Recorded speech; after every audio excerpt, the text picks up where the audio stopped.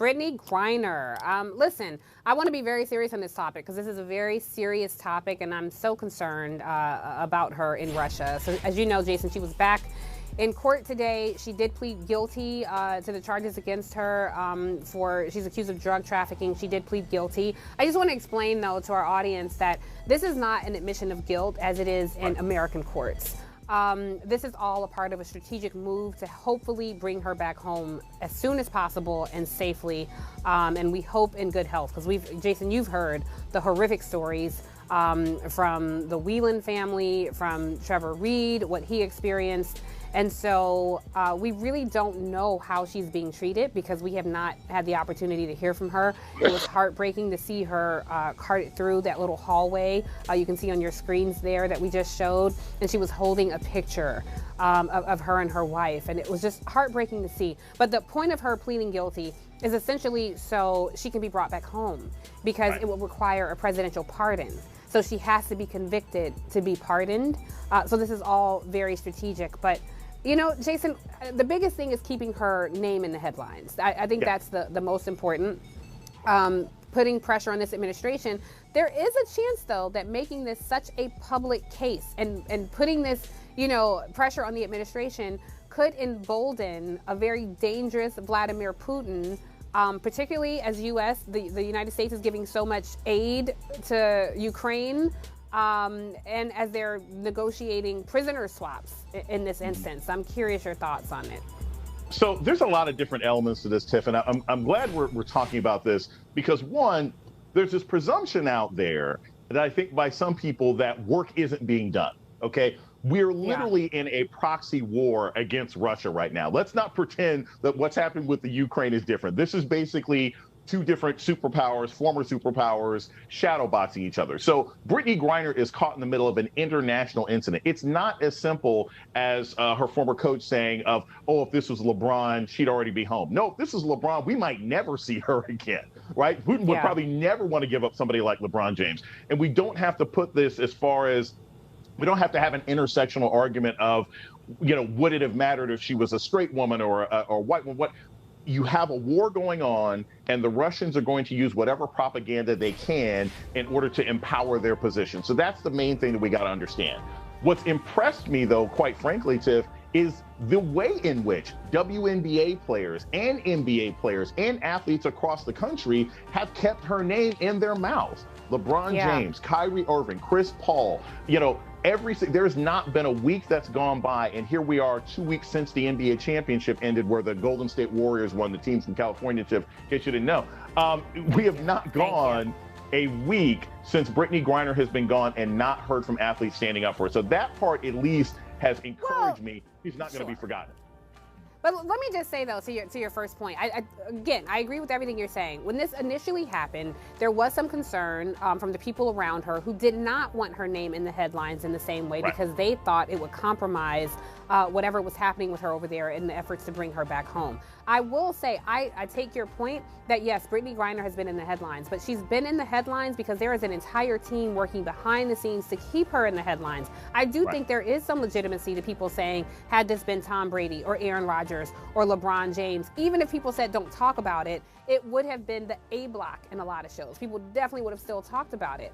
When she started, when there was this effort to push like, no, that was the wrong move, we need to talk about her and keep her name in the headlines, that was very much an effort led by Black women across this country. There's a woman, Joteka Edie, who's organizing a lot of efforts to keep her at the forefront. She'll be on with my colleague Alicia Menendez this Saturday on MSNBC. So it's not an organic effort. It's not like, people were just like, oh, randomly, let's talk about her. There was a strategy here, and there was a method to keep her front and center in the media, because I just don't know that would have happened organically, honestly. Well, it's not going to happen organically because, let's be candid, the WNBA isn't as popular as the NBA. I mean, there are lots of people in this country. Like, if you think of right now, Tiff, the most famous athletes The most famous women's athletes in America are Venus and Serena, and they're not even at their peak anymore, right? Maybe then you get to Naomi Osaka. Maybe then you get to Megan Rapinoe. I mean, we have famous women athletes in this country from the United States who probably would elicit massive amounts of attention. Brittney Griner happens not to be that particular person. So obviously that comes into play. But, you know, the larger grand scheme of things is look, we've had people get held overseas. We've had these kinds of situations in the past. I have been impressed that we've seen any kind of effort. And frankly, and this is the other thing that kind of concerns me, because I've seen some of the sort of negative reactions of people like, oh my gosh, well, you know, she shouldn't have had drugs. She shouldn't have this, that, or the other. Let's be clear, okay? You're talking about a black person in a country run by a white nationalist president who used to make all sorts of racist comments off and on air about Barack Obama. She doesn't have the same kind of rights there, okay? This is not LaMelo Ball. This is not, you know, some rapper getting caught with a bag of weed in the Netherlands. This is a situation where you have a vested interest in trying to shame and embarrass this woman. And my hope, frankly, is if and when she can get back into this country, that we have a discussion, because this is the thing that hits me, Tiff, about why it is so many of our premier athletes feel that they need to go into a hostile country just to make a check over the summer. Yeah.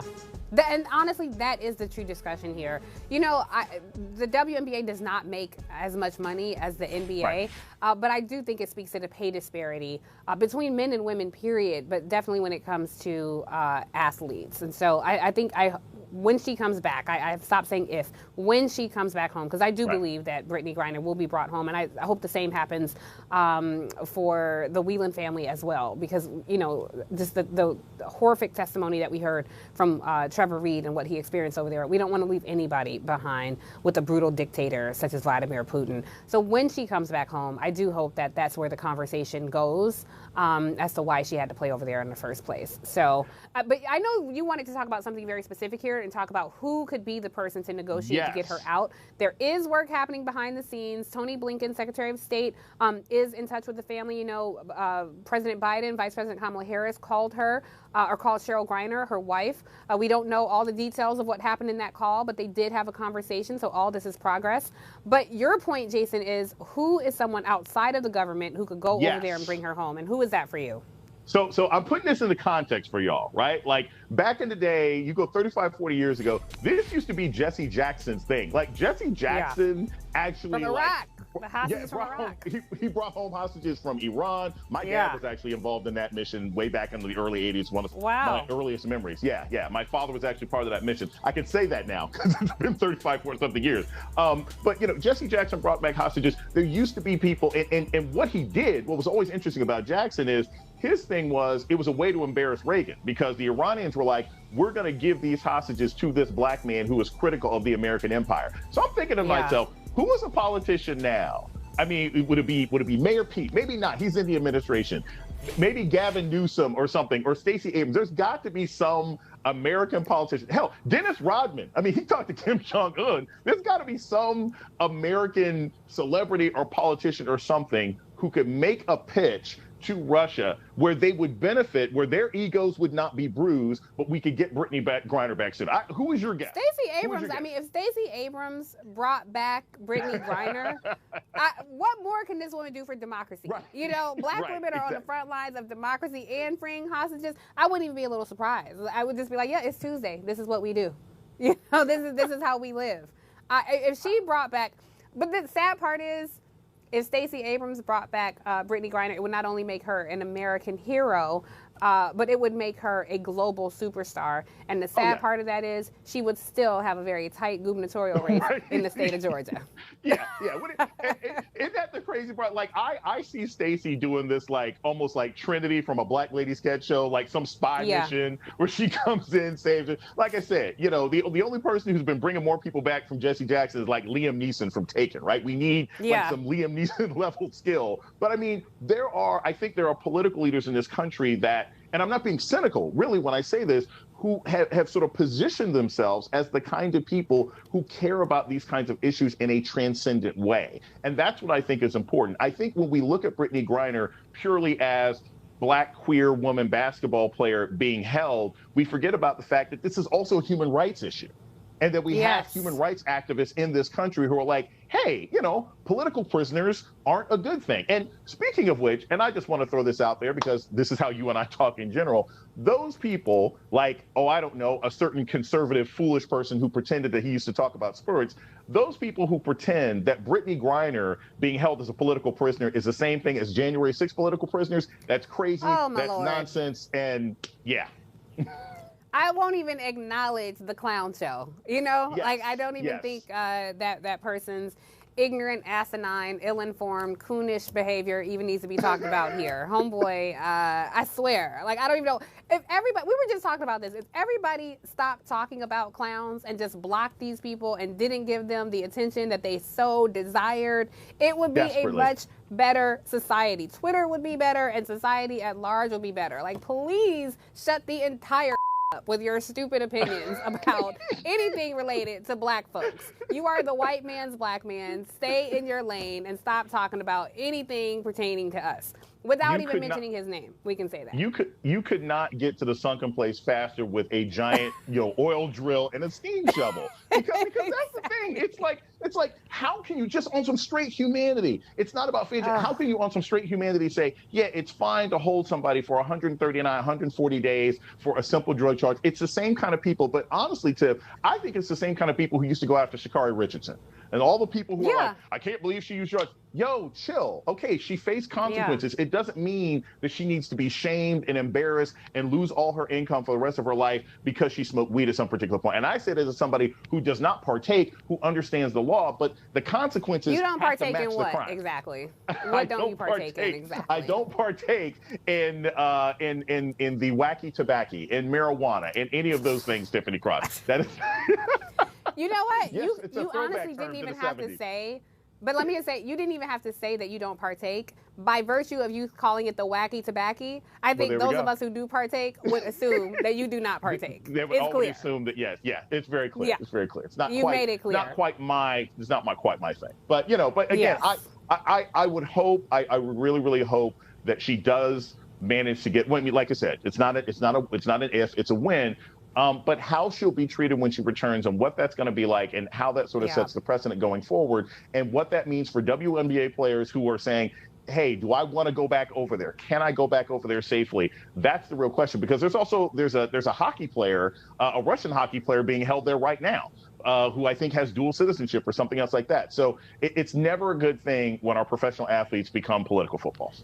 Yes, and the fact that they were even having to go over there in the first place, and the story that we heard from Trevor Reed about the food deprivation and some of the things that they're doing to folks over there. So I think about Brittney Griner multiple times a day, and at this very moment, what is this woman experiencing? Is she being cared for? Is she being fed? Is she being taunted? Is she being tortured? And so I can't imagine what her own family is going through. So on a very serious note, we are definitely keeping Brittney Griner and her family and this entire situation on top of mind. And we'll certainly be talking about it consistently on the Cross Connection every Saturday until she's brought home. We will not let her name fall out the headlines.